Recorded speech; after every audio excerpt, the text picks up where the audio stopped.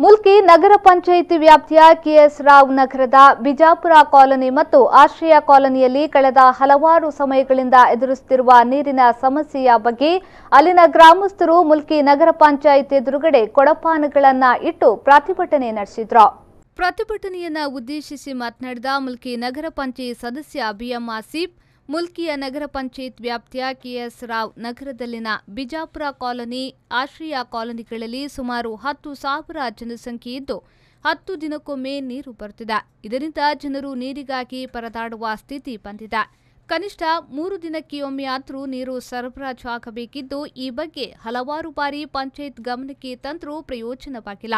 ಮುಂದಿನ ದಿನಗಳಲ್ಲಿ ತೀವ್ರ ಪ್ರತಿಭಟನೆ ನಡೆಸಲಾಗುವುದೆಂದು ಅವರು ತಿಳಿಸಿದರು.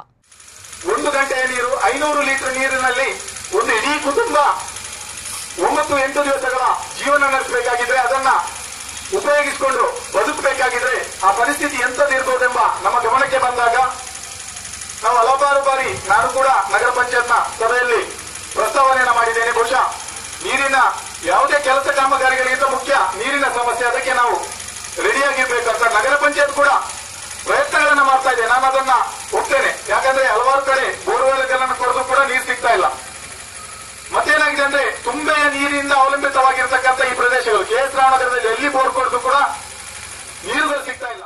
ಅನಂತರ ಮಾತನಾಡಿದ ನಗರ ಪಂಚಾಯತ್ ವಿಪಕ್ಷ ನಾಯಕಿ ವಿಮಲಾ ಪೂಜಾರಿ, ರಾಜ್ಯ ಸರ್ಕಾರ ಬಡವರಿಗೆ ಉಚಿತ ಅಕ್ಕಿ ನೀಡುತ್ತಿದೆ. ಆದರೆ ಇಲ್ಲಿನ ಪಂಚಾಯತ್ ನೀರನ್ನು ನೀಡದೆ ಅಕ್ಕಿ ಬೇಯಿಸಿ ತಿನ್ನಲು ಬಡವರಿಗೆ ಅಸಾಧ್ಯವಾಗಿದೆ.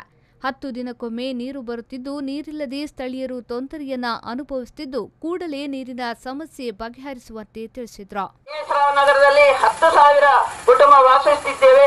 ಅದು ಬಡ ಕೂಲಿ ಕಾರ್ಮಿಕರು. ದಿನನಿತ್ಯ ಬೆಳಿಗ್ಗೆ ಹೋಗಿ ಸಂಜೆ ಬರುವಂತ ಕೂಲಿ ಕಾರ್ಮಿಕರಿಗೆ 9 ದಿವಸಕ್ಕೆ ಒಂದು ನೀರು ಕೊಟ್ಟರೆ ಹೇಗಾಗ್ತದೆ? ರಾಜ್ಯ ಸರ್ಕಾರ ಧರ್ಮಾರ್ಥವಾಗಿ ಅಕ್ಕಿ ಕೊಡೋದನ್ನು ಬೇಯಿಸಲಿಕ್ಕೆ ನೀರು ಕೊಡ್ಲಿಕ್ಕೆ ಆಗದಂತ ಒಂದು ನಗರ ಪಂಚಾಯಿತಿಯ ಪರಿಸ್ಥಿತಿ ಏನಂತ ನಾವು ಹೇಳಿದ್ವಿ.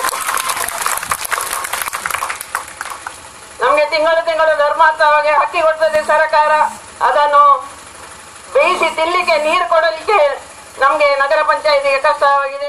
ಇದೇ ವೇಳೆ ಮುಲ್ಕಿ ನಗರ ಪಂಚಾಯತ್ ಮುಖ್ಯಾಧಿಕಾರಿಗೆ ಮನವಿಯನ್ನ ಸಲ್ಲಿಸಿದ್ರು.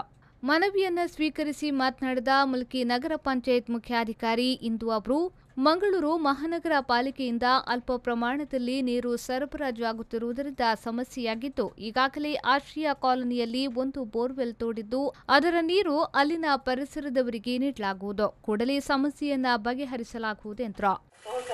ಮುಲ್ಕಿಯಲ್ಲಿ ತುಂಬಾ ಕಮ್ಮಿ ಇದೆ.